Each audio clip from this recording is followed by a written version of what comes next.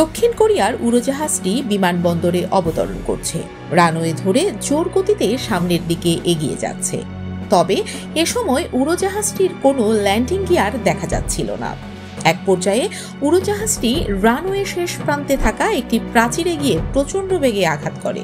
সঙ্গে সঙ্গে একটি বড় বিস্ফোরণ ঘটে।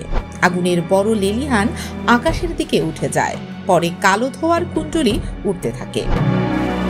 দক্ষিণ কোরিয়ার উড়োজাহাজ বিধ্বস্তের ঘটনার একটি ভিডিওতে এমন দৃশ্যই দেখা যায়।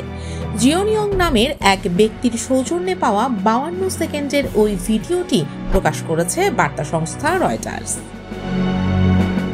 দক্ষিণ কোরিয়ার দক্ষিণাঞ্চলের মুয়ান আন্তর্জাতিক বিমানবন্দরে রবিবার সকালে উড়োজাহাজটি বিধ্বস্ত হয়। দেশটির জেজু এয়ারের যাত্রীবাহী উড়োজাহাজটি বিমানবন্দরে অবতরণের সময় রানওয়েতে বিধ্বস্ত হয়।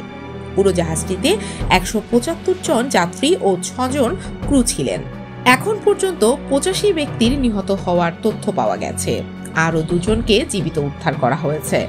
বাকি যাত্রীদেরও প্রাণহানির আশঙ্কা করা হচ্ছে।